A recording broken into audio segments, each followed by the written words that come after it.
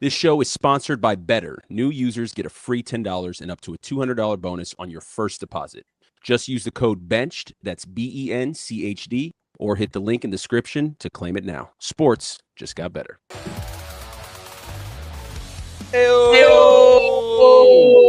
up, everyone? Welcome to the Bench Podcast, episode 296, I believe. Joey here, AJ and Terrell there. How you doing, boys?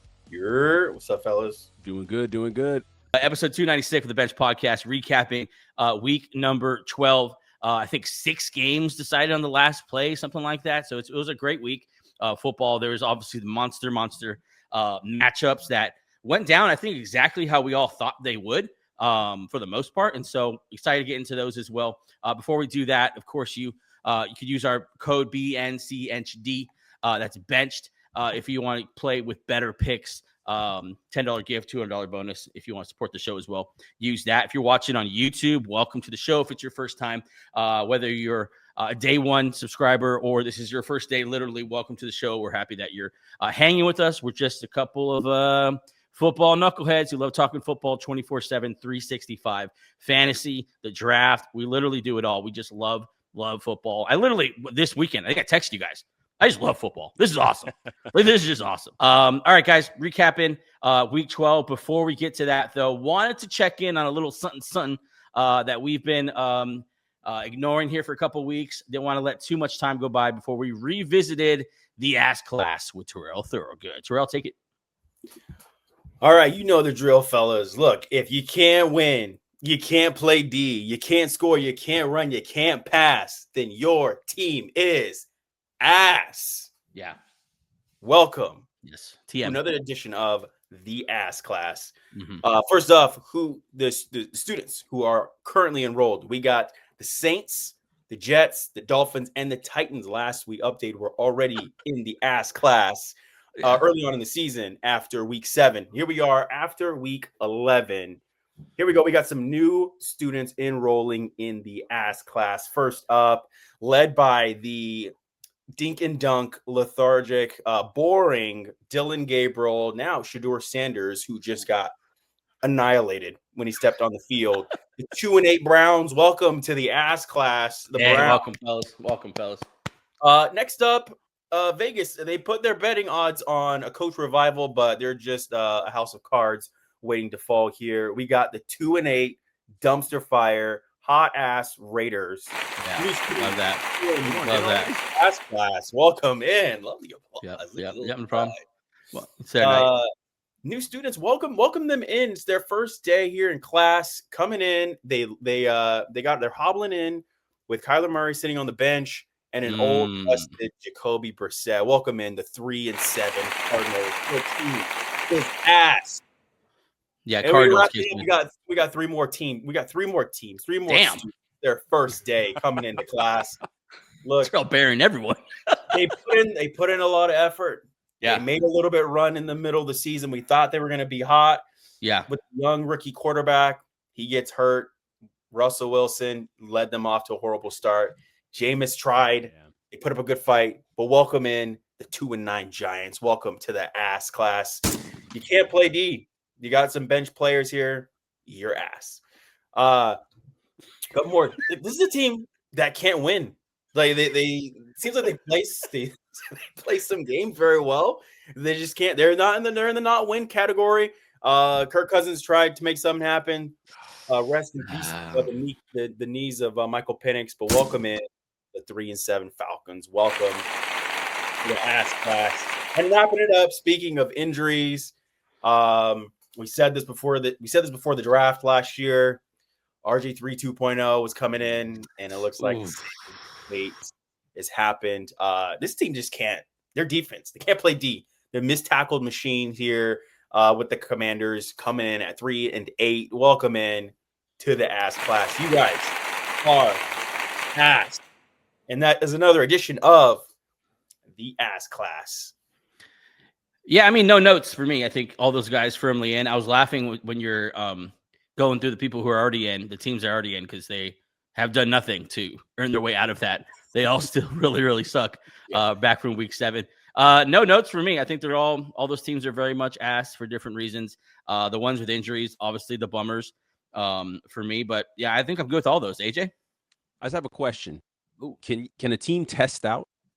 Oh, yeah. You If know, they improve, towards the end of the semester.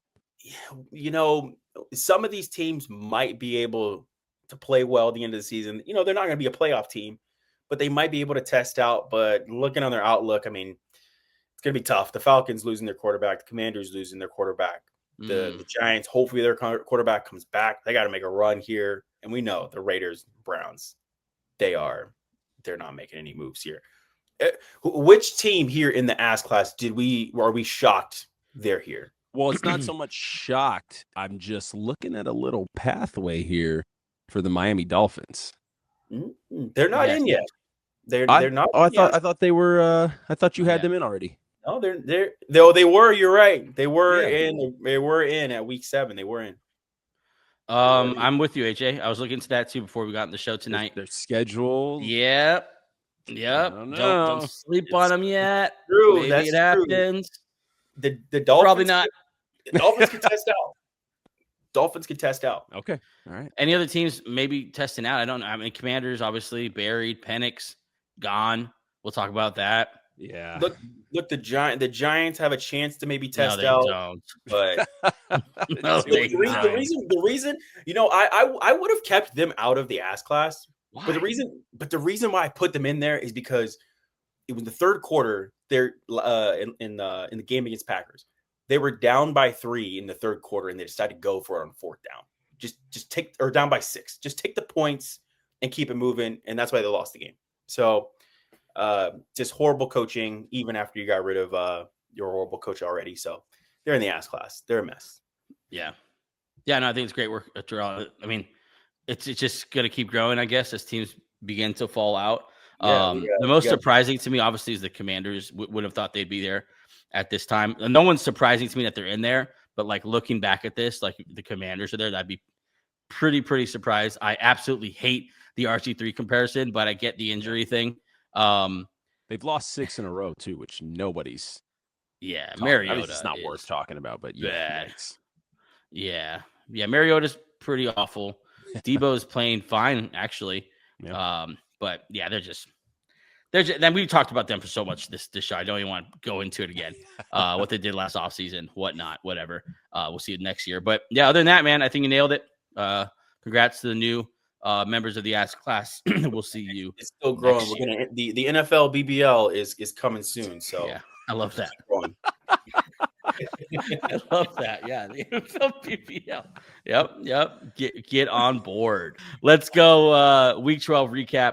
Let's start with quickly with Thursday night, just to kind of include it in this whole thing. That is not Thursday night. Patriots and Jets. 9-2 Patriots now. 2-8 Jets. After this one, Patriots win 27-14. AJ, big time performers in this one. Man, finally. And we were a little bit skeptical after the little mini breakout from Travion Henderson, but the breakout happened. 19 carries, 62 yards, 2 touchdowns on the ground, 5 receptions, 31 yards, and a 3rd touchdown through the air. He had himself a day. Stephon Diggs also came in with 9 catches, 105 yards. He looks like he's back. Yeah, Stephon Diggs. Don't sleep on Stephon. Go ahead, Charles. Sorry. Yeah. No, yeah, that's what I was about to say. I mean, look, the Patriots, they've got weapons now.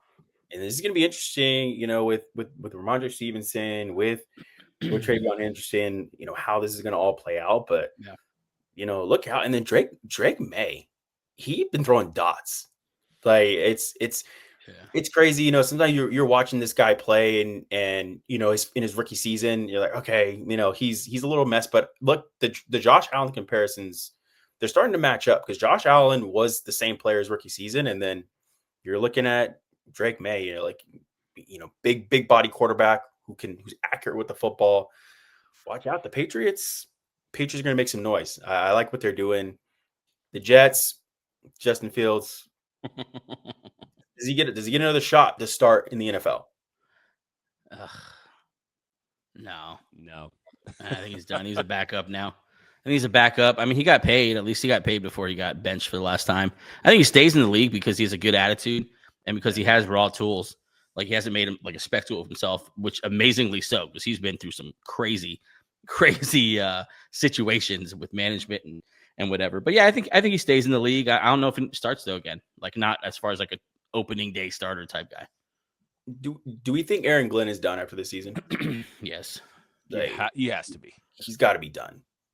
Yeah, I think the only way he wouldn't be done is if Woody Johnson just is aware of that reputation he has of firing coaches, and he just wants the bucket. So he's like, oh, well, watch while I don't fire.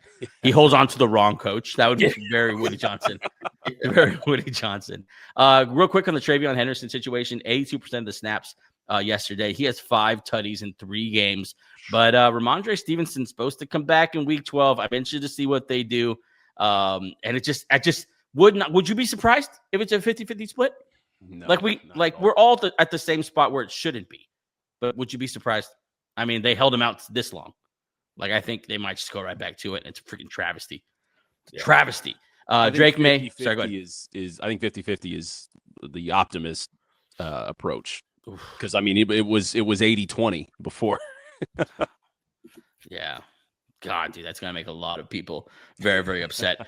Drake May completed his first 11 passes, handled the blitz very well, 5 of 5 against the blitz, finished 25-34. You gave us the stats as well. Justin Fields benched for Tyrod Taylor. All right, Dolphins and Commanders. Let's move this one quickly here. 16-13, Dolphins win, move to 4-7, 3-8. Dolphins move to 4-7.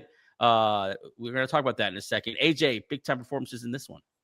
Yeah, Mr. Consistent himself, Devon Achane, 21 carries, 120 yards, 5 catches for 45. I think we're just looking at Darren Sproles 2.0 because we were all skeptical, but he's doing it every week.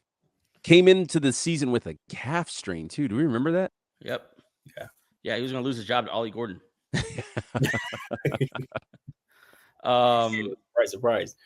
No, I mean, look. No, Miami, good job for winning, but they didn't look great in this game. So I mean, we talked about them maybe getting out of the ass class. We'll see. But this is just more of the same from Mariota. It's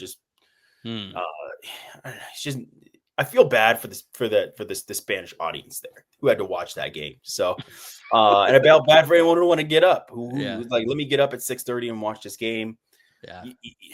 Yeah, this is just bad. This is bad football. Let me throw a scenario on you though.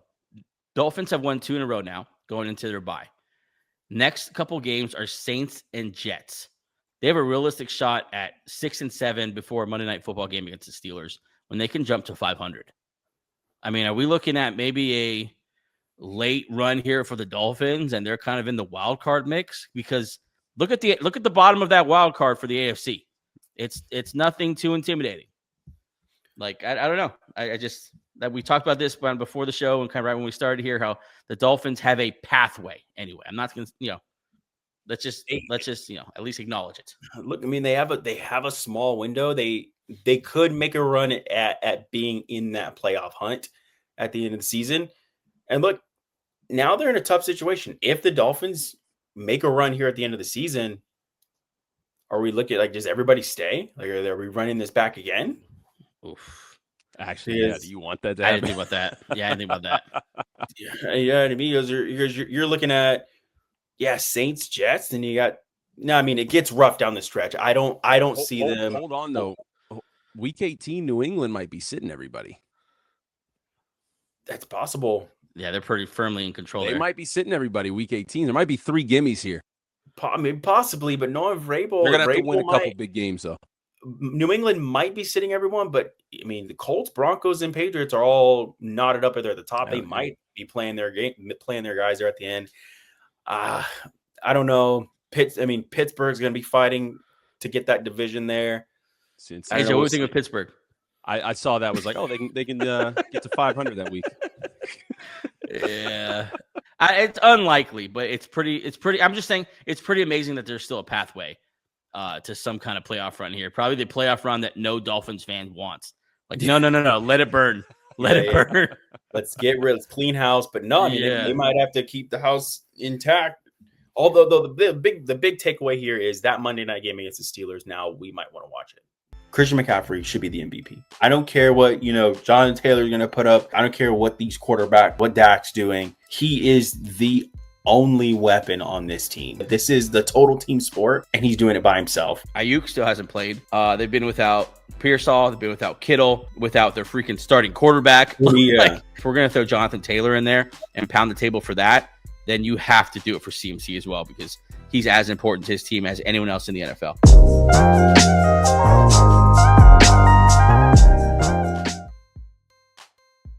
Panthers and Falcons, 32-27 here. Panthers win. Go to 6-5 for the Panthers, 3-7 for the Falcons. Costly insult to injury here for the Falcons as they lose their quarterback, they lose their wide receiver one. AJ, big time performances in this one. Man, the duo of Bryce Young and Tet McMillan just brought it. Bryce Young, 448 yards and 3 touchdowns. T-Mac, Tet McMillan, 130 yards, 2 touchdowns on 8 catches. They had a day. And then on the other side, Bijan did what Bijan does, 23 carries, 104 yards, 2 touchdowns on the ground.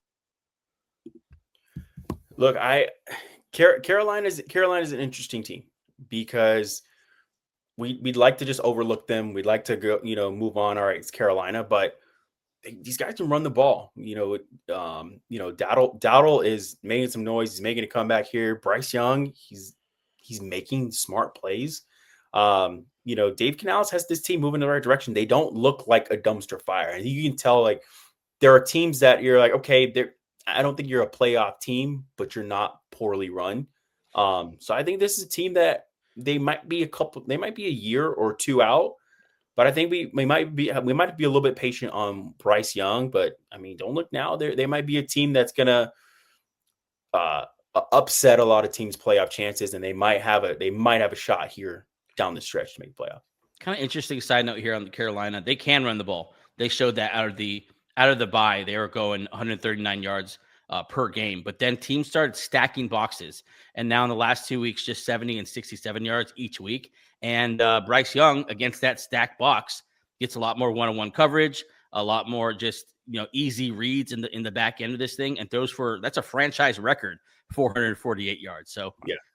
Bryce Young, man, you make that call at the end of the year. Like, hey, he's the guy. I still don't know. I still don't know. Look, I think this is the big test. You got the Niners and the Rams back to back. Monday night, right? Yeah, Monday night against the Niners. I mean, I don't know how that game got on the schedule, but look, it's actually a watchable game. Going into it, I mean, this is the big test. If Carolina they don't have to win this game. But this game, they have to be ultra competitive in this game. And Bryce Young needs to be competent as a quarterback. Yeah. Look, if he looks competent out there, he might have a turnover. But if he looks good, maybe they might still lose by a touchdown. I think you might have to roll with him. But again, I don't think they're going to make a playoff. They're not going to have a shot for the playoffs here. I think with the Niners, the Rams, you even got the Seahawks coming in as well. That'll be tough for them to get in. But I think he's playing for his job. I think he's playing for his job the second half of the seasing. Like he's gonna have to really show them something, as in get them into the playoffs or at least be competing. Have that, the Bengals season of last year where like you're the best team that didn't make the playoffs type thing, up to the end. Let's talk Falcons because, God, this is a nightmare season, guys. The nightmare season for the Falcons. At 3-7 now, 5-game losing streak. Michael Penix has been moved to IR. There's some ACL damage there, likely done for the season.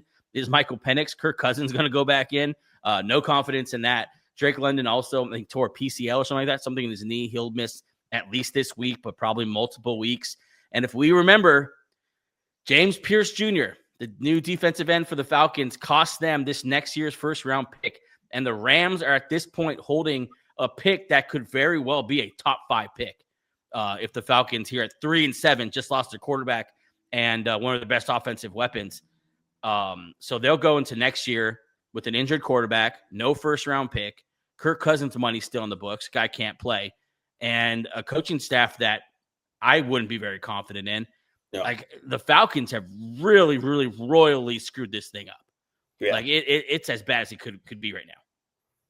Yeah, I mean, we thought them drafting Michael Penix after paying Kirk Cousins his money, we thought, okay, look, hold on. They might have made a smart move. And the James Pierce trade, obviously not drafting to have Jared Verse there on the table, to have a Dallas Turner on the table, to have, all sorts of players you could have gone to. There's some defensive studs in that draft a year ago. And to go with Penix, what are they doing in Atlanta? And then, of course, the Raheem Morris pick, he's done. I don't think he coaches again as a head coach in this league. I hope not. He's been awful. I feel bad for Falcon fans. You go from Arthur Smith to this guy, Mr. Don't talk to me, Mr. I'm the smartest guy in the room. I don't want to see Raheem Morris in the NFL anymore.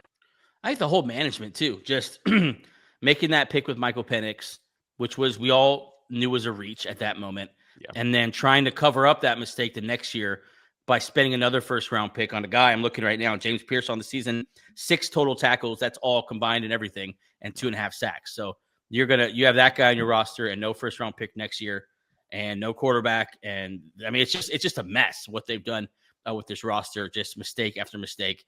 And I think might need a clean house here.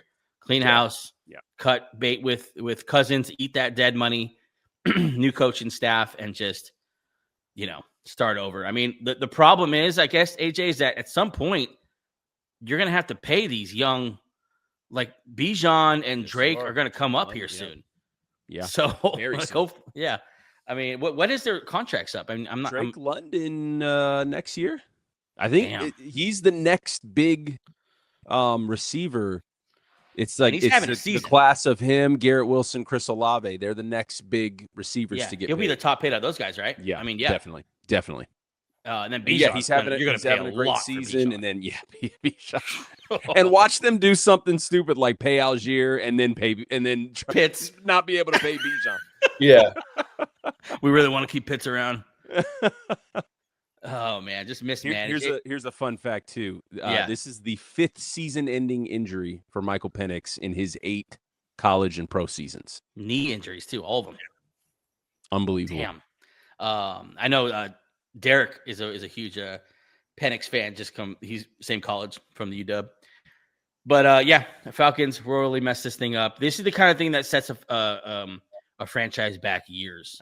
Like years, and so much hope going into this year. It all kind of rode on Michael Penix, and he was up and down when he played. Now done for the year.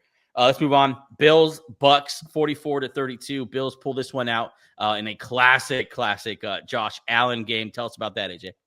Man, the double hat trick: 3 touchdowns in the air, 3 on the ground. What more do you want? Also, on the other side, we got our annual Sean Tucker game. 106 yards, 3 touchdowns. We get Joey. You said it. We get one every year. This one every year. This one shows up every time I see a big Josh Allen stat line. I always want to add to the end of it and Haley Steinfeld. Like every single time. Terrell, tell me about this one, man. Bills. No, it was funny. We were texting before this. On that first drive, we were seeing that Josh Allen interception. We're like, what is going on with this guy? Like he seems like he's just out of sorts, especially when it seems like the Ravens, the Chiefs, they're not standing in your way right now. If there's a path laid out for Buffalo and Josh Allen to have their shot to get to a Super Bowl, it's this year with a lot of younger quarterbacks that you're going to have to go up against. And you're having plays like this. It was bad, but then he turned around and it was a total Josh Allen game. But this is very much a testament of the Bills are 100% Josh Allen reliant. Yeah. Even more so this year. The defense is bad, is really bad. And after Achane last week lit him up, and then Sean Tucker has a career game, or once a season game. They're allowing 202 yards rushing per game, over 5 yards a carry. They have the 8th most rushing yards allowed before contact, 145 yards yesterday before contact. Jeez. 145 before contact, and they've allowed 17 rushing touchdowns. That's most in the NFL. All 3 Bucs rushing TDs came outside the tackle, so they're getting gassed for big plays. 13 of Tampa's 19 first downs came via the run, and eventually that they're gonna have to fix that, because I don't know if Josh Allen could throw 6 touchdowns up every game to bail you out. It's just not a winning formula, and I think this could be their year. The Chiefs are struggling. You have unproven teams at the top of the AFC right now. And just, I don't know. It just doesn't feel like the Bills team that's going to do it. You know what I'm saying? Yeah. It feels like they should be. Feels like they should be taking control, but I don't know. They're scary and not at the same time. Bills Texans on Thursday night. Let's talk about those Texans. They go to 5-5 after they beat the Titans barely here, 18-15. Titans go to 1-9, but they're in this one. Davis Mills playing well. AJ. Yeah, Davis Mills has been the guy for a couple of years now. He's been such a reliant backup quarterback for this Texans team, so it's awesome to see him step in. 274 yards and a touchdown. Nico Collins showing up now here towards the second half of the season. 9 catches for 92 yards and a touchdown. Looks like he's playing better with Davis Mills than he has with C.J. Stroud so far this season. Take that as you will. That's interesting. Interesting development in Houston right now. Reminds me of another superstar second-year wide receiver who played better with a backup quarterback in Central Florida last year. Yeah. Is Jacksonville Central Florida? I don't know where Jacksonville is. Yeah, pretty much. I know, right? Somewhere in there. Somewhere on the west. A good point nonetheless, because both those guys in Lawrence and Stroud had been crowned. And then they get, Mills, let's just be honest, Mills is thoroughly outplaying Stroud right now. Yeah. The offense looks 10 times better, and nothing's changed with that offensive line because that was blamed before. Nothing's changed with that wide receiver core. Yeah, Nico Collins is back more consistently healthy right now, but for the most part, it's the same offensive crew. It's just Davis Mills has played better than Stroud. That's what it is so far. Terrell, do they have a quarterback controversy? Are we there yet or not yet? It's tough. Like they're set on Davis Mills as their backup, and he's done the job. He's done exactly what you need to do, but we said this. C.J. Stroud he holds on to the ball. He holds on to the ball a lot, and he takes those sacks. It's, as we know, like sacks are definitely a quarterback, more telling of the quarterback than the offensive line. Yeah. So I don't know. I think we're showing that C.J. Stroud. I don't know if he's a franchise guy. Damn. That's the big question mark. Wow. What a rookie year. What a rookie year. It was incredible. But his rookie year was he was good. It was like you had a good rookie year, and I think it got to CJ's head. He got the podcast with Micah Parsons. He got the commercials. He's okay. We have an up and coming star, and he's halftime advice to Caleb Williams. Yeah, post game advice. Hey, I'm gonna give Caleb Williams advice. Ever since then, literally. If you put quarterbacks in the ass class, I don't know. He's close. Damn. It's close. And then Titans might have their own quarterback controversy. I'm not sure Cam Ward is better than Will Levis, to be honest. That's a swing and a miss. We talked about that last week. It is what it is. But they're going to need a new quarterback. And at 1-9, they're going to have a chance at 1. Let's move on now. Bears, Vikings. Bears, we win this one 19-17. A lot of close games yesterday. Bears went to 7-3 and top of the NFC North. Vikings, talk about needing a quarterback. I'm not buying it with J.J. McCarthy, man. I'm just going to say it. I'm just not buying it. The guy's throwing everywhere but 2 receivers. How are you missing that badly? It's just almost like when you take me to a driving range and I have no idea where the ball's going to go. That's how he throws routes. It's crazy. But AJ, anyone perform big in this one? Oh, man. Cairo Santos? Cairo Santos, 4 for 5. That's about it. Aaron Jones at 70 yards, so that's fun. Hey, there you go. Hairline himself. Yeah, not any really big performers in this game at all. This is a team where we questioned it all off season, all at the end of last season. It's like, just give Sam Darnold the money. You go from 14 games to being just mediocre, and this was a guy who played a handful of games in college. It was, it'd be on the flip side if the Colts decided to move off Daniel Jones and go to Anthony Richardson. That's exactly what Minnesota did. They got to own it. They got to own it. It was a dumb decision. I think Sam Darnold played too well for you to just go straight to the rookie right away, to go straight to him right away. It's true rookie season. And that's not an exaggeration either. Jason McCarthy's completion percentage is down in the 50s, which is Anthony Richardson type stuff. He's been that bad. We're seeing Justin Jefferson crash outs. I've never seen that before on the sideline. It's just, I wonder whose call, like when it all comes out, if it ever comes out, whose call it was at the end of the day. Like, was it O'Connell? Was it KOC who wanted the rookie, or, was it above him? They wanted the rookie and they wanted the cheap contract, or I wonder whose it was, because it's really screwed this franchise. They're at the bottom of a very, very tough NFC North. It's almost lights out for the season. But we're almost there. We see this all the time. It's like we spent a first round pick on a guy. Like, we've got to play him right now. Yeah. And it's like, you don't. You could have definitely sat him another year. Like, he threw 10 passes in a national championship game. Like, what are we doing? Like, even Harbaugh knew, like, this guy, you can't sling it. And even Harbaugh had a chance to draft him. And passed on him. Yeah, that's a good point. I mean, if he was a real believer in him, I know Justin Herbert was there, but we talked about it going to that draft. Do you trade Justin Herbert and get a haul of picks and take JJ McCarthy? If you believe in your boy, you believe in your guy, and even he didn't believe in him. So funny thing is, JJ McCarthy almost pulled this one out at the end. He almost stole this one at the end with another, what do you have? 10-play, 85-yard touchdown drive out of nowhere to finish the game. And then, of course, player of the game, Cairo Santos, took it away. The Vikings the Bears blitzed the hell out of McCarthy. 66% of his dropbacks were blitzes, and that pretty much buried the young man. AJ, any hope? I mean, let's do 1 to 5 hope in the Vikings this year. Where are you at with them? This year, 5 being you've got the most hope for them? Yeah. It's a 2. Yeah. Damn. I won't go as down to 1 because they're not dead in the water.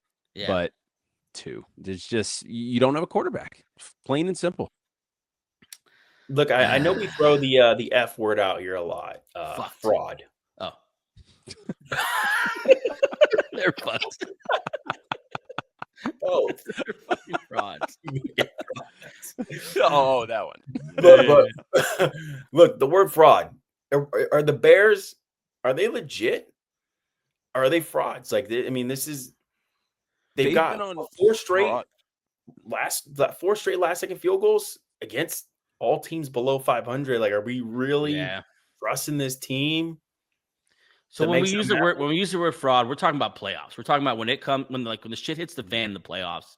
Are we gonna roll with Caleb Williams and like what they've been doing and the way they've been winning? My answer is no. Like, give me the Lions any day in this division as the only team I'm gonna trust in the playoffs. And even the Lions recently in the playoffs have been pretty shaky. But for me, Bears. You're winning. You're 7-3. I think it's a major step for them, because who expected the Bears to be at the top of the division? Yeah. You know what I'm saying? So I think, like, not crapping on them. I think it's a major step for them to be where they are, to just be winning games consistently, to be winning close games and playing winning football. That's a win for me. They don't need to go on a deep playoff run. But if someone were to put a gun to my head and say, are they the best team in this division? No, I don't think so. You, AJ? No, they've been on fraud watch for me for several weeks now, and they just keep winning. But it's just each week I say, all right, they got to show me something this week. They don't show me, but they win. So it's just really, really hard to evaluate this team. But hey, they're winning. They got a couple big games coming up as well. I'm looking forward to that prime Friday night game, Eagles-Bears, when they'll be exposed as the frauds they are. All right, speaking of frauds, Packers beat the Giants. The Packers at 6-3-1. Giants at 2-9. Packers take care of the Giants, and Jameis Winston with some late game heroics there by Christian Watson. This one was looking kind of rough to start. Yeah. If you're keeping an eye on this one, you thought, holy shit, the Packers are going to lose their 3rd straight to the Giants. And luckily they pulled it out, because all hell would have broken loose. AJ, there were some big time performances in this one though, right? Yeah, on both sides, we had a 2-touchdown score for the Giants. Devin Singletary, 44 yards and 2 touchdowns. And then, as you mentioned, Christian Watson just seems like he's being used to his full potential in this Packers offense. Yeah. Only 4 catches, 2 of them went for a touchdown, though. So it's nice to see him back and healthy.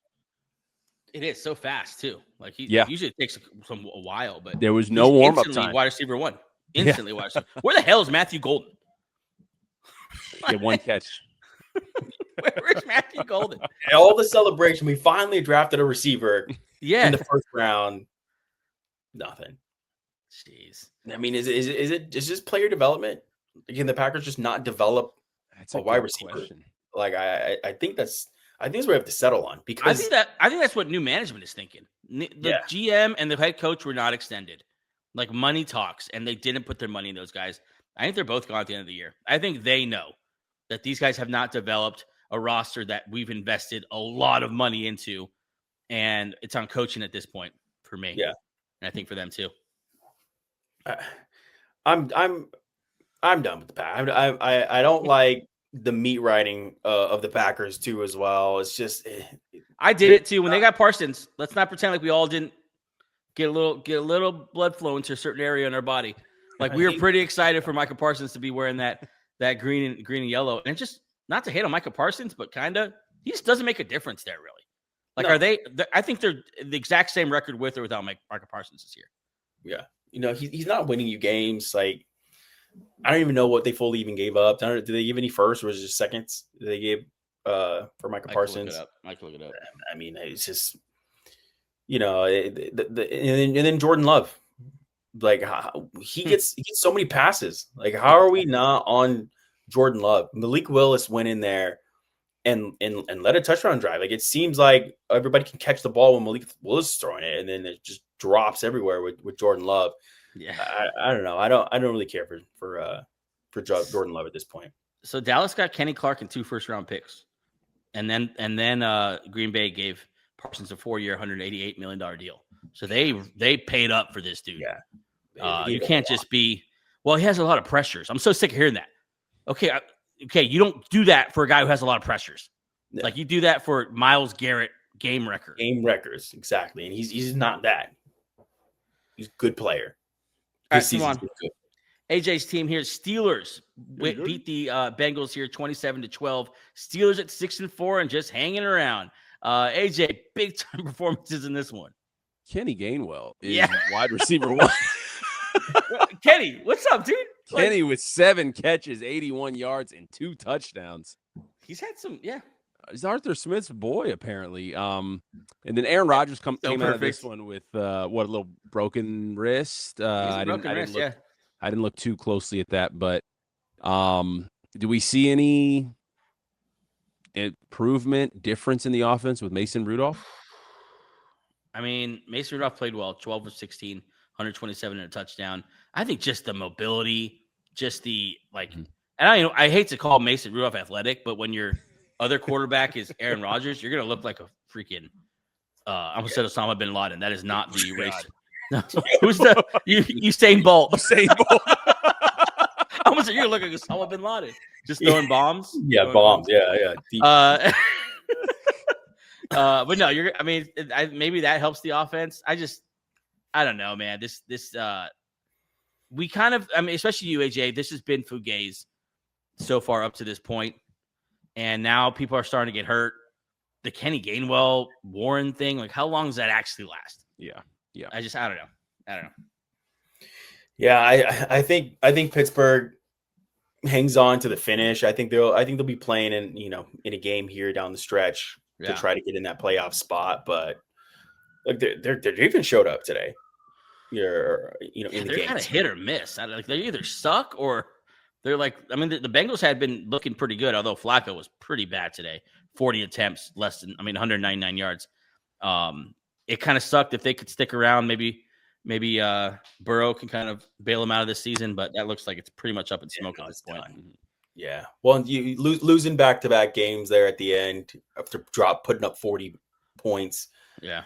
That was it. It was a nail in the coffin for the Bengals. Jags 35-6 over the Chargers, destroy Justin Herbert and company. Obviously, there are some big ones in this one, AJ. Travis Etienne back in this one, 73 yards and 2 touchdowns. Yeah. That's pretty much the big star for Jacksonville. The shocking thing is nobody showed up for the LA Chargers here. Justin Herbert, 10 completions, 81 yards. Kimani Vidal only got 5 opportunities to carry the ball. Ladd had 3 catches. Keenan Allen, 4 catches. Quentin Johnson put up a big old goose egg. Nobody showed up in this one. They got dominated. Like, looking through these stats, they got absolutely dominated. They had time of possession was 22 minutes. I was going to say, what's the time of possession? Wow. They had the ball a minute and 54 seconds in the third quarter. That's a quick 3 and out. Yeah. Herbert had a passer rating of 44. Pressure rate was 50%. So every other drop back, he was getting pressured. It's falling apart, man, for the Chargers. They were the best team in the NFL to start. The best team in the NFL to start. And it's all falling apart. And injuries definitely have a thing to do with it. Like losing those tackles, that was kind of their game plan. That's what they relied on. You saw Harbaugh called them literally a weapon. Like I draft these guys because they're weapons. And maybe we underestimate how much of a weapon they were because they just suck ever since they lost those guys. And for some reason, losing their tackles made them give up 35 to the Jaguars. So it's just team quitting on Harbaugh. I don't know what's happening here, but the Chargers are a couple more weeks of this, and they're going to be in the ass class as well. I mean, I don't know. I think this is one of those games where you burn the film. This game didn't happen. Like that's where it feels like for the Chargers on this one. I'm not putting too much on, how they played in this one because they play fairly well in other games. But no, I mean, I think they just were not ready to show up and play in this game. Yeah. I don't even put too much stock in the Jags, man. I think it was just more of like one team was hot and the other team just wasn't ready. I don't put a lot of stock in this. I'm not saying, let's fear the Jags off of this one. I'm not saying the Chargers are done on this one, but yeah, this was a brutal game. A lot of bad turnovers. Trey Lance sighting in this game. I forgot. I was like, which team does he play for? He's one of those guys. It was a couple weeks ago. It was Kenny Pickett. I was like, what team is he on? Oh, there he is. He showed up. Let's move out of this game. This is not very fun to talk about. Yeah. Blowout Jags chart. Not what I'm here for. But Rams and Seahawks definitely is what I'm here for. Is exactly what I'd hoped for. And unfortunately, one of the calls I made was dead on, and that was demons for Sam Darnold and the LA Rams. Sam Darnold, and the Rams. 8-2 go the Rams. 7-3 the Seahawks. 21-20. But there were some heroes in this one, AJ. Yeah, Kyron Williams, 91 yards and a touchdown. He looked great in this one. Jackson Smith and Jigba just doing it every single week without doubt. 9 catches, 105 yards. And then a great game from Seahawks tight end A.J. Barner, 10 catches for 70 yards. A.J. Barner's put up some pretty awesome games so far this season. Looks like we got another solid starting tight end in the league. Pass catchers for the Rams, though, nothing big. Puka Nacua, 7 for 75. Devontae Adams had 1 catch on 8 targets. One Seahawks catch defense for 1 up. yard, 1 touchdown. Yeah. Seahawks D'd up. Let's talk about the 4 interceptions for Darnold. 4 interceptions on 14 pressures. Interceptions led to 14 of the Rams' 21 points. So it was the story of the game. Are you surprised, Terrell, that Sam Darnold's still struggling with this Rams defense? I'm not surprised. I mean, you look at it, he's 0-3 against the Rams since last season. He's 21-4 against the rest of the league. Like just the Rams?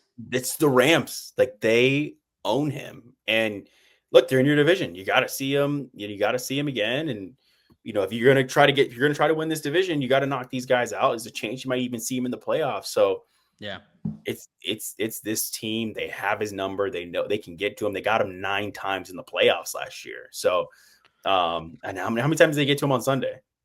Trying to see. 14 pressures. I'm not sure how many sacks though, but I know they were getting to him regularly, and he was throwing off that back foot and old Sam Darnold stuff. That's what I'm saying. They know how to pressure him. I'm surprised that the rest of the league hasn't gotten him on it, but that's maybe they got the blueprint on him, and the rest of the teams can follow suit. But is it, if you're a Seattle fan, like are you excited that the Seahawks are playing well?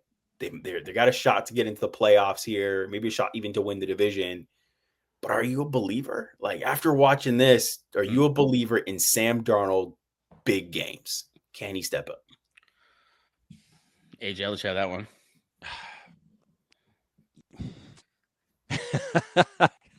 Man, I don't know, man. Because what is this? The third big game that he's just laid an egg, that being obviously yesterday. playoffs last year, and then that Lions game to finish the regular season last year to determine the number one seed in the NFC. Yeah. And he's just laid an egg in all three. But this team is just played so well. It's hard for me to say no, I wouldn't be a believer. But it's also hard for me to put my foot down and say, yeah, I still believe in this team and still believe in this guy. So I believe in this team. I don't have an answer for that. I believe in this team, but they better have learned something from this. Yeah. Like if you go into the playoffs, the game plan would be run the ball and play defense. Yeah. I would play small ball. Run the ball, play defense, let Sam Darnold play off of play action, ride Walker and Charbonnet as long as they'll take you. You know, I like the Barner thing. I like just the easier completions.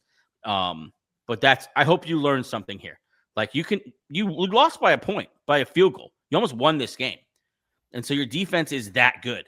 But handing it over to Sam Darnold right away, those interceptions came early and fast.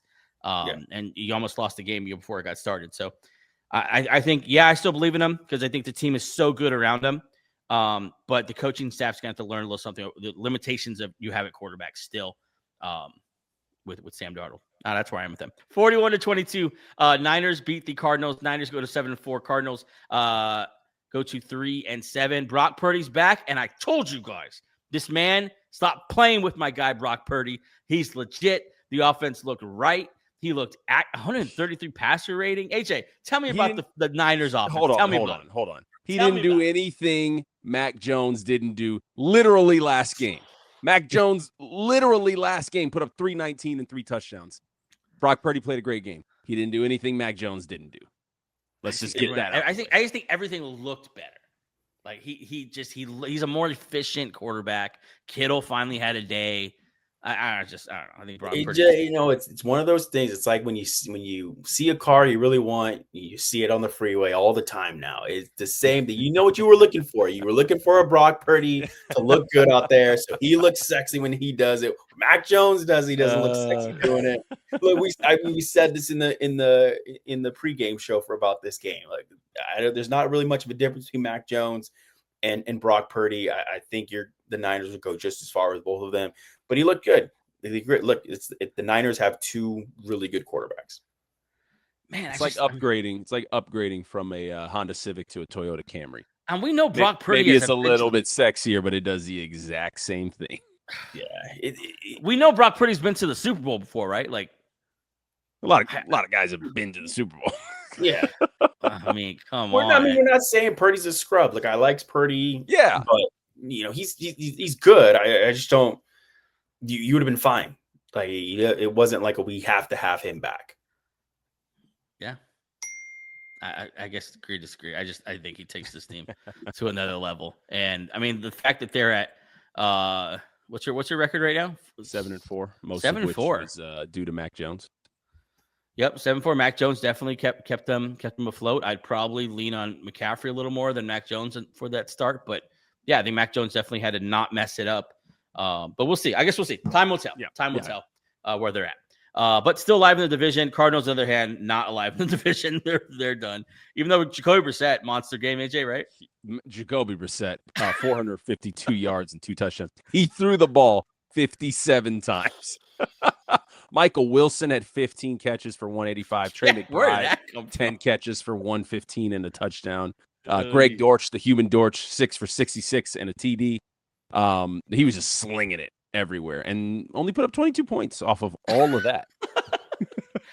Maybe it was because of their franchise record, 17 penalties for 130 yards. They were terrible with penalties. Franchise record also, though, for a single game completions record.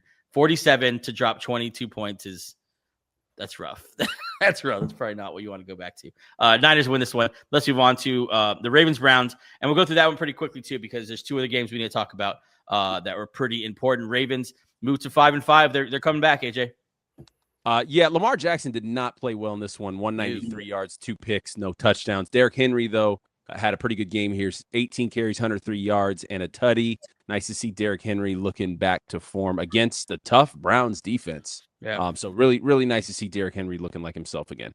Myles Garrett had 4 sacks, 5 sacks. Yeah, he was killing. Yeah, Myles Garrett went after them. I'm curious how long it's going to take for Lamar Jackson to get back. I mean, you feel for him because these are two solid defenses to come back against your first game against Minnesota, against the Browns. So those are two tough defenses to come back. I want to see him settle in and get into it because I think they can still make a run for the playoffs, but Yeah, he's got to. they're going to win a division, right? I mean, we hope so. We hope so. I mean, if they're playing like this, if the offense looks like this, Lamar Jackson looking timid. I mean, they were down for most of this game. Like they didn't take the lead until the final, 5-6 minutes of this game. So it wasn't like they were. It seemed like they were in control of this game, but they were losing for a majority of the game. So I don't know. We need to get Lamar Jackson back into form, but because if he plays like this, no, I don't even think they win the division. Dillon Gabriel exited with a concussion. Shedeur Sanders stepped in for a riveting 4 of 16 for 47 yards, interception, got lit up several times. It's almost like everything is too slow with him. Like, bro, you're just you're holding the ball just way too long. You don't see guys coming fast enough. I feel like you don't realize how fast they're coming. Like, bro, do you understand how fast that guy's moving now? That's exactly what it looked like on his first sack. Yeah. He had nothing that he could do. like his body freaked out when he realized that they were all right there. I mean, to me, that's how he looked. This isn't a Shedeur conversation. To me, that's how he looked in college, though. Yeah. Just everything looked a little bit slower than what a starting quarterback in the NFL looks. Dillon Gabriel looks much better than him, right? I mean, Dillon Gabriel looked a lot better. It was one of those things I wanted to mention even to the chat was it looked like Shedeur just wasn't prepared. Like he was like, I'm not playing this game. I don't need to go over anything. He didn't look ready, but it was noted that he's never taken any snaps with the ones. Those were the first snaps with the first. So I mean, I'm like, okay, well, this makes sense. That makes sense why everything looks slow. He has no idea what's going on. I mean, you feel for the guy. He definitely looked bad going. He didn't get the game plan going into this game. I think you bring both of them into camp next year. Dillon Gabriel's your backup to whoever your starter is you get in the offseason. And Shedeur Sanders is either a practice squad guy or you cut him and let someone else kind of take a chance on him. But I don't think you've solved your quarterback problem this year for the Cleveland Browns. Broncos, Chiefs. Broncos go to 9-2, an AFC best 9-2, number 1 seed now in the AFC. They beat the Chiefs 27-24. Chiefs are 5-5. Chiefs have lost all 5 one-score games they've been in this year after last year going 12-0 in one-score games. Denver's in firm control of the AFC West and has the inside track of the AFC in general. AJ, who showed up in this one? Travis Kelce pulled out a little vintage game, 9 catches, 91 yards, and a touchdown. Yeah. And then on the Broncos side, rookie receiver Pat Bryant led all receivers for that team, 5 catches and 82 yards. It looks pretty good. We did not get the R.J. Harvey breakout game, though. 11 carries, 30 yards. Not what we had hoped and expected from him in this one. Go ahead, sir. No, I mean, I thought R.J. would have a game. I thought we'd run the ball pretty well, but look, this was a game that was must win for Kansas City, and Denver controlled the game. We for the most part, it was a little bit of back and forth, but I'm watching Mahomes in this game, and I was not afraid of him at all. Yeah. There was no swagger. Just watching him on the sideline after plays, he just looked like he didn't look like he didn't have that Mahomes swagger. He didn't have that fear. Like, okay, all right, we're playing well in this game, but he's gonna get the ball back and drive it. Like they got the ball back with 4 minutes left to go in the game, and this is, as a Broncos fan, no matter how well you play, Mahomes has the ball with 4 minutes left. We're not seeing this ball again. They're milking this clock down. All 3 timeouts if they wanted to do that. It didn't matter. Like that's how it was. It was, but you didn't have that. And then the defense came to play. This defense is elite. This defense is a weapon here. And Bo played good ball. Yeah. That's all we need him to do. Take care of the ball. Don't make dumb plays. I mean, we saw it in the broadcast. We saw it in the game. They were getting the plays in on time, which definitely helped this offense. It let Bo read the defense a little bit more. So look, another fraudulent win, but we got to take the F word off my boys. Let's pump the brakes here. It wasn't, there's no quality win. And here we go again. It's going to be, the Chiefs are 5-5 and they won't make the playoffs. That wasn't a quality win. Look, they just show up. You understand that's like true though. Like they're 5-5 and they're out of the playoffs right now. Like that's like, look, we don't that's not like we don't make the schedule. We're 9-2. Right. With our 2 losses, a combined 4 points. Mm-hmm. And look, this team should be 10-1. They should be 10-1. If we don't get a BS leverage penalty, this is a 10-1 team. I mean, don't look now. The road to the Super Bowl, I might have to go through Denver out of the AFC. Listen, they played. I want to talk about the Broncos in a second. But the Chiefs, I wanted to say, it just looked like a team that they look this year and doing back to the Super Bowl, like a team that everyone's figured out. Like they figured out what you want to do. They figured out how to stop you. And the Chiefs just try to do the same things over and over again. Try to use Rashee Rice the same way. Try to have their deep threat guy. It's just the same thing they're trying to do. Try to have not really a feature running back, just the guys on short yardage and maybe check down at them, every now and then. Put the ball in Mahomes' hands. Let him create. Let him run around. It just feels like he's been figured out. Like we know what they do. There's nothing fresh, and it might be time to. I'm not saying Andy Reid's not going anywhere until he wants to, but I'm saying like in the levels below that, maybe some fresh ideas on the offensive side of the ball. I think you need something fresh, something new. You need an evolution of this Chiefs offense because it just hasn't looked good now for 2 years. This isn't a small sample size anymore. It hasn't looked great in a couple years. And just, I don't know. They look like they've been figured out to me. I don't know. I mean, yeah. I mean, Andy Reid's not going anywhere. Like this team has been to the AFC Championship game like 8 straight seasons. So 9 straight division titles. Yeah. Yeah. You can't really take them. You can't really. You want to blame it on coaching because it's like, how do we put our finger on it? They've been trying to recreate Tyreek Hill for the last. That's what I'm saying. 4 seasons, and they're just had you go get Xavier Worthy in the first round. He doesn't look like the deep threat weapon you thought he would be. Yeah. Hollywood Brown, he hasn't been fast since his Baltimore days out there. So I mean, the kid number 80 Thornton, I think he looks the best deep threat that they have. Yeah, he's the best thing they have. So I mean, I don't know. I mean, it's hard to put my finger on it, but that's all I'm saying is the Chiefs just don't have that swagger anymore. Nobody's afraid of them. The defense is solid. Their defense is elite. Spags might leave though in the offseason. Yeah, he's going to get some head coaching opportunities. It's just I think not a tear down. You don't tear down the Chiefs. Obviously, you ride this thing out as long as Mahomes and Reid want to stay together and do it. But I think you need to start thinking of some more wholesale changes to certain levels. But AJ, I want you to comment on the Chiefs if you want real quick before I move on to the Broncos. I mean, this is just shocking a little bit, just them being who they are, but not shocking when you watch them play. It's just, I don't know. They've got a big test next week against the Colts. Yeah. As much as I would want to pick the Colts in that one, I just can't imagine the Chiefs going below 500. But take the fact that they're the Chiefs out of it, and you just watch this football team, and they very much look like a football team playing to the level of their record. So, just shocking all around. Do you know if that game is in Indy? I'm happy for it's a good for us, right? Other NFL fans. Down goes the king. So, and all of a sudden the AFC is wide open. Yeah. The game is in Kansas City.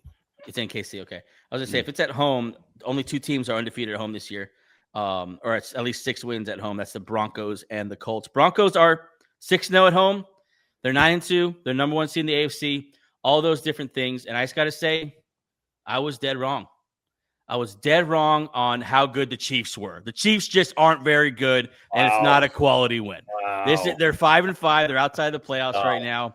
This is the worst Chiefs teams of the Mahomes era. And the problem right now with Bronco fans is that they're looking for that win, that validates them as like a Super Bowl contender. And that just doesn't happen unless you consistently dominate teams in the regular season, which you haven't. You've not dominated teams. You've won, but you've beat bad teams by small margins. That's not an opinion. That's just a fact. And then you beat the Chiefs. Fine. But let's be honest. This is the worst version of the Chiefs that we've known in the last 10 years. This is the worst version right now. We've beat the 2 teams that were in the Super Bowl this year. I get it. And that sounds a lot better than it is. But the reality is, you beat the Eagles. I'm not taking that. You came back late and beat them. It's like, I don't know how many times that happens out of 10. You come back that late in the fourth quarter, but you got that win. This win just doesn't hold the. This win just doesn't hold the water. I feel like kind of what AJ was saying. If this team was named anything else but the Chiefs, it wouldn't be a quality win.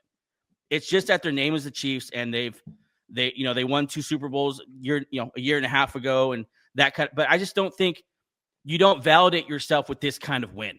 Like I feel like Bronco fans are looking for that single win that's going to be like, see, now you guys got to take us seriously as Super Bowl champions. Now we get the benefit of the doubt, and you just don't, because we haven't seen this team do in the playoffs, and we haven't seen them consistently dominate teams. Look, so you don't get the benefit of the doubt. You're still a great team. You still have the chance to do all those things. But when I talk about fraud, I talk about what are you going to be like in the playoffs when it really counts, when it really matters. We had this conversation about the Bears. Why don't we crown the Bears as Super Bowl contenders then? Because they don't get the benefit of the doubt either. No, but they're not elite on any side of the ball. We're talking about an elite dominant defense. This is the best defense in the NFL. So, I mean, you can look at it one way and you can say, well, what if their offense was number 1 in the NFL? They were just putting up numbers, but the defense was mediocre or mediocre to bad. And they're squeaking out maybe some last second wins, but the offense is like, look, we want to go offense. We want to go points. We want to see that. But we did this 10 years ago. It's how we won the championship. Like Philly did the same thing a year ago. Their defense was running the show. I mean, did you watch the Super Bowl? Yeah, I watched the Super Bowl. Like, we're going to sit on the Super Bowl. Oh, well, Super Bowl. Our offense showed up for 1 game, 2 games all year. Our offense looks sexy, and then all of a sudden it's like, well, we can do it. We can do it in all phases of the ball. Look, I mean, Saquon had an all-time year. He was the offensive player of the year. Let's just not like. I mean, that the Broncos are not even close to the offensive year that the Eagles had last year. Let's look at this year. Let's look at this year and look at the offenses from Philly and Denver. I mean, these 2 teams their defenses are carrying both teams. I mean, the offense was pitiful. You understand why one gets the benefit of the doubt and the other one doesn't. The Eagles are 20-3 in the last 2 years, coming off a Super Bowl where they went through all the best teams and then beat the Chiefs trying to get a 3-peat. You understand why they get the benefit of the doubt, because they just keep on winning and they've done it at the biggest moments. We talked about going into this game, and we're going to talk about the Eagles and Lions in a second. When's the last time the Eagles let you down in a big game? They have built up equity for us to give it the benefit of the doubt. And that's the difference between these 2 teams. No. The difference is that we don't want to crown Denver as the best of the best, and nobody can touch them. That's the thing. Totally. You don't want to crown them that. But to put them on frauds, I mean, this is a team that coming off of we had the Russell Wilson dead cap. This is a team that missed the playoffs, had a top 12 pick in the draft a year ago to make the playoffs, and now to be 10-7 last year, and now be number 1 in the AFC with the number 1 defense. Yeah, you got to give credit. Like, they are up and coming. You can't just say, they haven't won a Super Bowl yet, but so they're not what I'm saying. Like, no, that's not what I'm saying. I'm saying I'm not going to pretend like their record isn't what it is. You go back and look at the teams that they've barely beat are terrible teams, right? The only playoff team that they've beat so far is the Eagles, because the Chiefs aren't a playoff team. The only playoff teams they beat so far is the Eagles. I said the same thing last year about the Commanders. I said the same thing about the Texans the year before that. These always happens. These teams aren't playoff teams. There aren't playoff teams because they've lost them. We've ruined their chances to make the playoffs. The Giants were a team. The Giants were a team. You didn't bury the Giants, bro. The Giants were a team. Oh no. Look, we said you even said it. You said it in the notes, and you deleted the notes. You said the Giants need to be buyers at the trade deadline. The Giants are coming, right? They were kicking our ass in that game, and you said the Giants need to be buyers at the deadline. Then they lost. And they all got hurt. Oh, they lost the game. Hold on. Let me change my tune. Look, we buried the Giants. We buried the Cowboys going into that game too. We buried every team's chances of making the playoffs. We've knocked them out. So look, that's why they're losers. We don't make the schedule. We show up every week. We come out. We win these games. So championship football teams do. And I agree with you. I think it is cool that I think it's great that you're 9-2 and top of the AFC. I'm not going to pretend like I can't see that who you beat and how you beat them. Like, I'm not going to pretend that you're on this dominant run. You're not. You're not on some dominant run. You're doing great. You're winning games. But there is context to not all wins are created equal. And you haven't stacked dominant wins. You won the big game on Sunday against a team that we all agreed is a little bit stronger in name than they actually are on the field. Look, I don't think you need to be dominant and below everything. This is the NFL. Most games. At least once or twice, Terrell. No, we did. We kicked the shit out of the Cowboys. Solid win. And we have two phenomenal fourth quarter comebacks. Look, and Bo Nix has proven you give him the ball with a chance to win the game. He's had the ball in his hands with a chance to win the game 5 times this season. He's 4-1. Yeah. So against whoever you put in front of him. Whoever you put in front of him, he's going to go out and win the game. Yeah, I mean, we'll see. I'm not crowning the guy. I'm not crowning the guys yet. I'm not going to pretend that they're on a dominant You don't have to say that these guys are shoo-ins to win the Super Bowl, but you got to put some respect on the name. You got to take the F word off of. Is it just the word? Is it just the fraud word? And yeah, you're saying like this team isn't legit. Like they don't have the number 1 defense in the NFL. They do have have one of the better defenses in the NFL. We're gonna smoke the sack record. Like we're like 14. You have a great defense. I'm saying your record is 9-2, and normally we would look at a team like that, like, oh, they are for sure the Super Bowl favorite in the NFC. And there's a difference between your record and what reality is, in my mind. That's all I'm saying.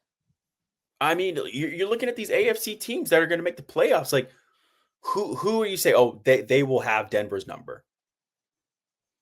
Which is the Colts? I gotta see you beat the Bills in the playoffs. I mean, the Colts. We're afraid of they're a leverage penalty away from being below us. Are the Patriots? Are we afraid of the Patriots have Denver's number?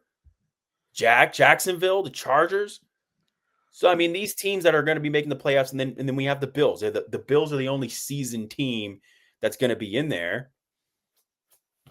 I don't know. I mean, I think Denver's going to come out and we're solid. I mean, look, we just keep winning. It is a weak AFC. I mean, it is. I'll give you that. It's a weak AFC. So maybe it is your year to run through the AFC.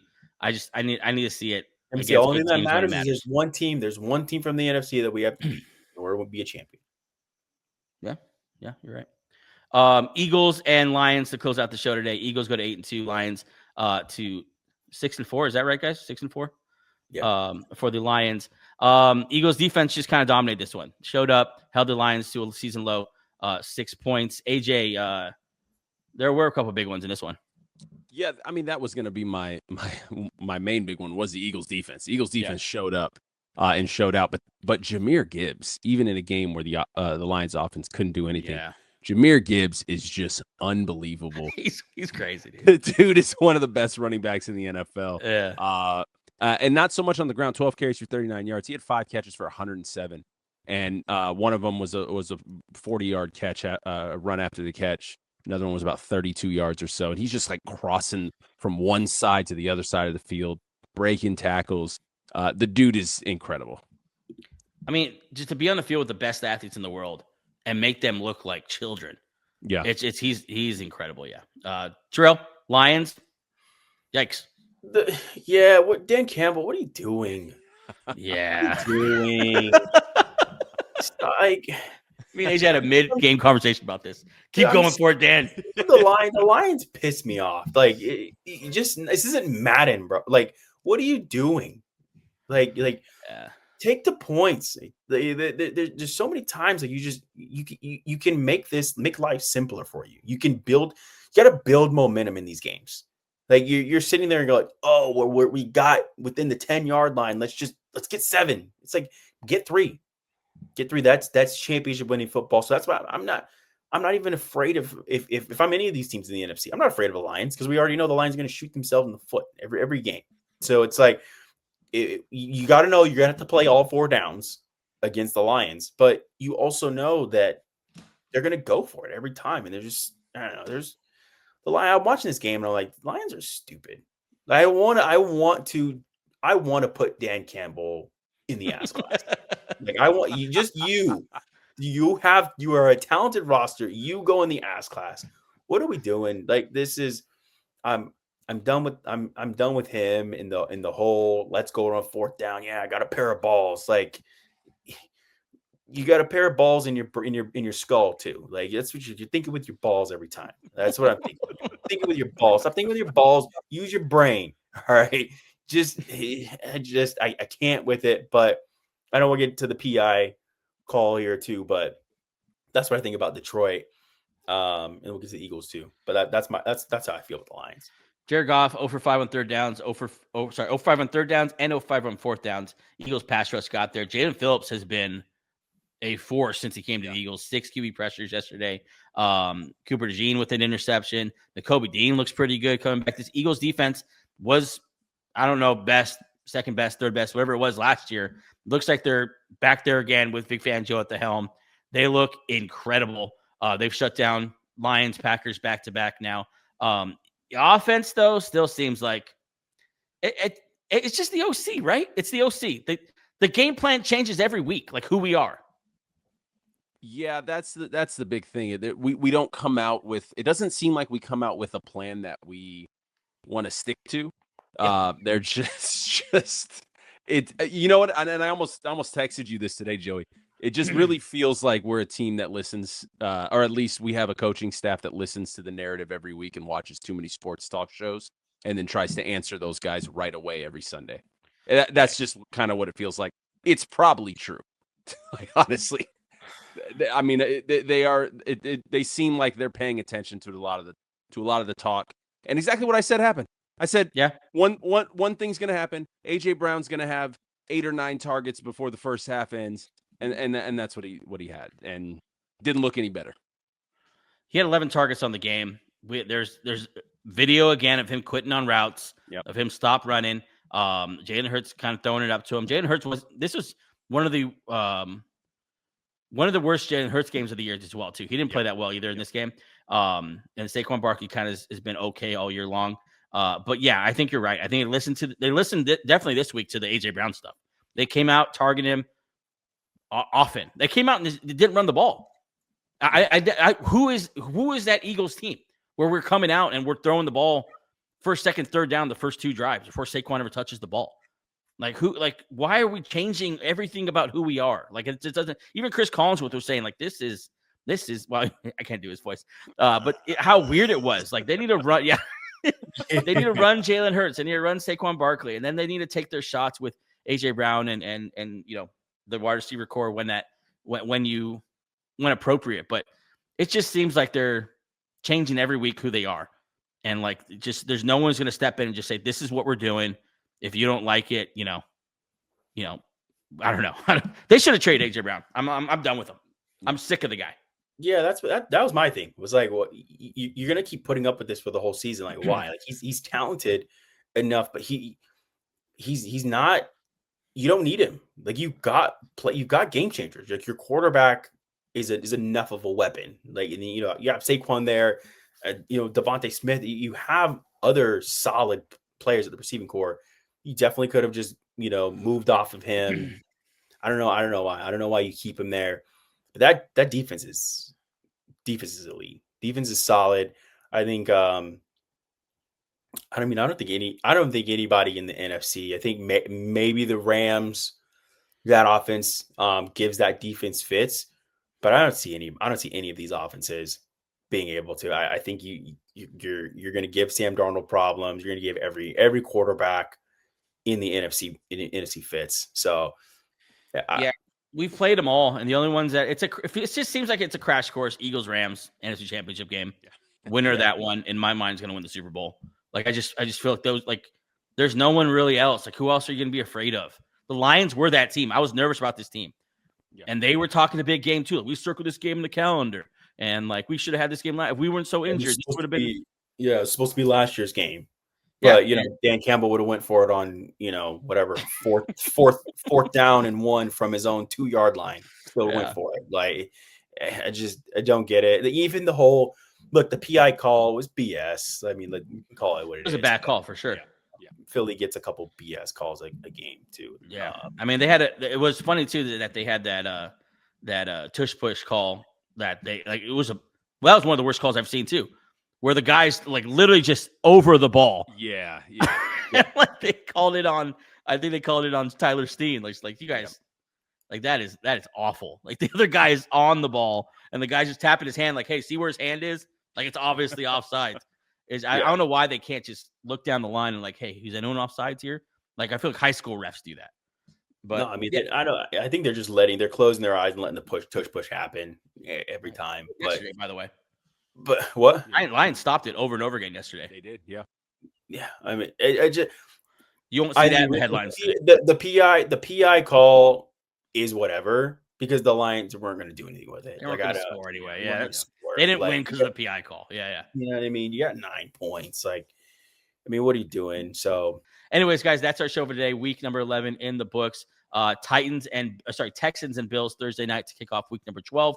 We'll be there either Friday or Saturday with our picks for week 12, and then fantasy content all throughout the week. Thanks for hanging out with us, AJ and Terrell. Have a good night, fellas. We'll see ya. Bye. Peace.